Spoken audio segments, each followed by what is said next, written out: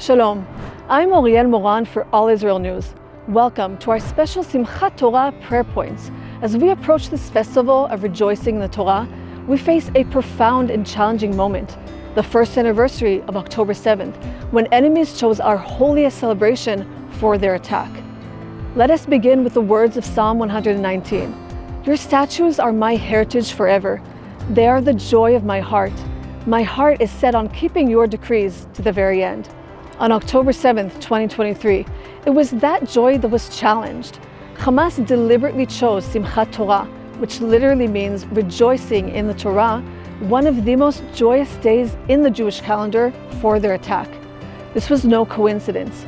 On this holy day, the biblical Shmini Atzeret, when Jewish communities worldwide gather to celebrate the completion of the annual Torah reading cycle, when children and adults dance with the Torah scrolls in synagogues, when the very air is meant to be filled with songs and rejoicing, the enemy struck. They sought not only to take lives, but to forever stain this appointed time of joy with death and destruction. Now, 1 year later, many in the Jewish community face a profound struggle when the calendar turns to Simchat Torah. Instead of immediately thinking of dancing with the Torah, their minds first recall the horrors of that day. Where once there were only memories of celebration, now there are also memories of unspeakable loss. The enemy attempted to rewrite the meaning of this holy day, trying to transform it from a day of highest joy into one of deepest sorrow. But we know that when God commands joy, it becomes more than an emotion. It becomes an act of spiritual warfare. As Nehemiah 8:10 declares, "The joy of the Lord is your strength." Every time we choose to dance on this day, every time we lift the Torah scrolls with gladness, every smile and every song becomes a declaration. The enemy cannot steal what God has ordained for joy.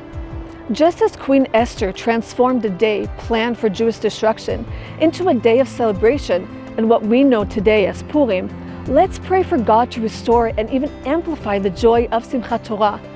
We stand against the enemy's attempt to redefine this holy day, declaring that its true meaning, rejoicing in God's Torah, will prevail and grow stronger. Let us focus our prayers on these key points.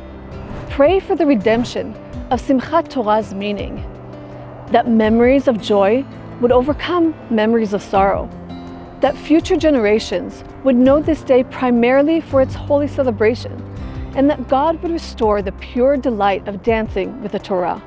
Pray for supernatural restoration, that God would heal the deep wounds inflicted on this holy day, that He would transform this anniversary from sorrow to victory, and that our joy would become doubled, as promised in Isaiah 61:7. Instead of your shame, you will receive a double portion. Pray for protection of God's appointed times, that every attempt to destroy God's festivals would fail, that His command would stand unshakable, and that our obedience would bring glory to His name. As King David wrote in Psalm 118:24, "This is the day the Lord has made. Let us rejoice and be glad in it." Even on this anniversary, especially on this anniversary, we choose joy because He commanded it. Let us remember that every dance, every celebration, every moment of joy becomes a powerful declaration. No enemy can cancel God's commands. No attack can destroy His appointed times, and no scheme can overcome His purposes. May this Simchat Torah demonstrate that when God commands joy, nothing can stand against it. May our joy increase and overflow, proving that when the enemy meant for evil, God turned to good. Chag Sameach and Shalom.